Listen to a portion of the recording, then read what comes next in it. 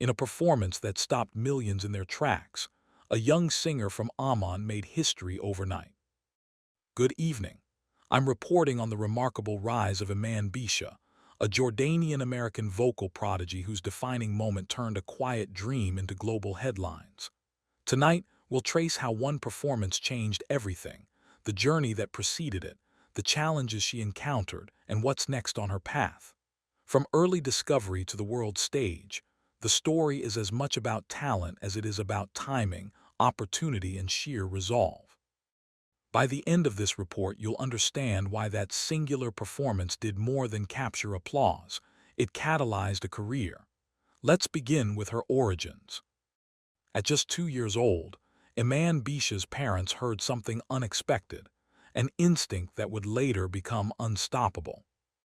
Born on 18 September 2008 in Amman, Jordan, to a Jordanian father of Circassian descent and an American mother, she stood at the crossroads of cultures from the start.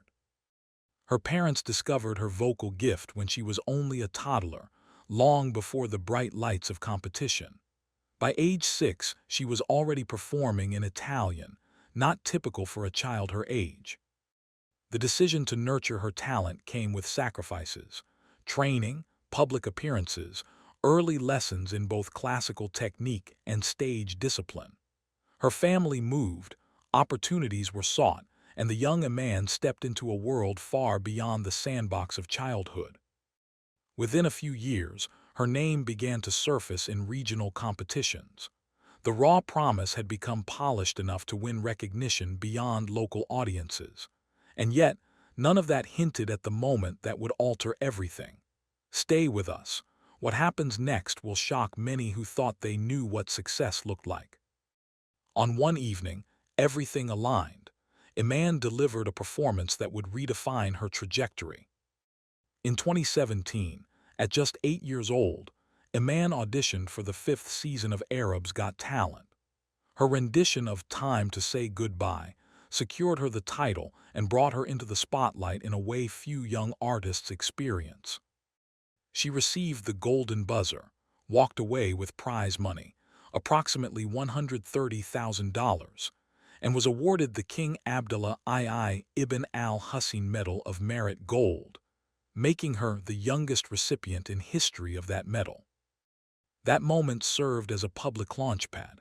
Media attention followed, offers arrived, and the world began to take notice of this tiny girl with an operatic voice. What made this performance stand out wasn't just her age. It was the depth, control, and emotional maturity in her voice that defied expectation. From there, her team made strategic decisions, focusing on classical crossover repertoire, seeking appearances beyond the Arab world. The performance had opened the door, but what lay beyond was far more complex than applause. Coming up, we'll explore the climb from breakout moment to sustained momentum. The path is rarely straightforward. Success on one show wasn't enough. Emanne had to prove her voice could stand on the global stage. In 2019, she entered the 14th season of America's Got Talent. Her audition, the iconic aria Nessun Dorma. She earned 4 yes votes from the judges and advanced.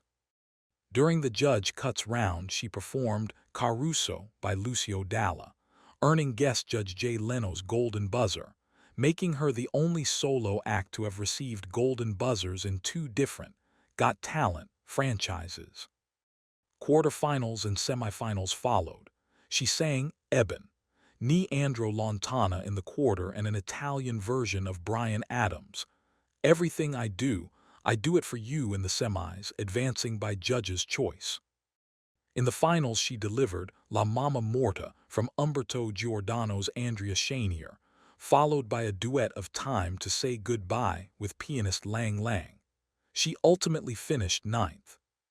This sequence of performances illustrated something critical. Moving from regional star to international contender isn't just about talent. It's about repertoire choice, branding, audience perception, and timing. She showed versatility, ambition, and a strategic vision. Yet the road ahead carries hidden challenges.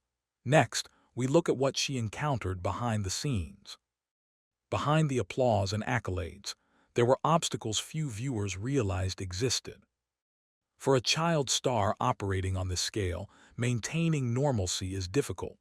Schooling, travel, vocal training, public expectations all play their part.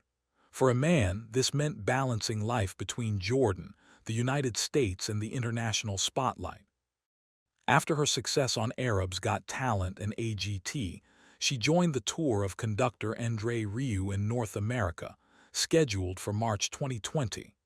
However, as many know, the global pandemic struck, resulting in cancellations and postponements.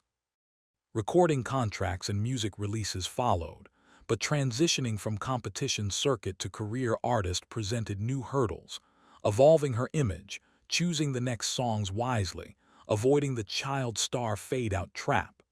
The pressure of expectation was real. Fans, media, and industry watched for the what's next. Furthermore, classical crossover artists often navigate a tricky public perception: authenticity versus commercial appeal. For a 10-year-old singing complex arias, questions emerged about vocal strain, longevity, and artistic direction. While none of this was front-page gossip, it framed the hidden side of her ascent. And what of rumors or speculation? While no major scandal is publicly noted, the question remains: how will she evolve as the child prodigy label fades and she matures into an adult performer? That question leads us to her global impact and what may lie ahead. The ripples from that one viral performance have spread far beyond one stage. Emanne Beasha's presence on major shows made classical crossover accessible to wider audiences.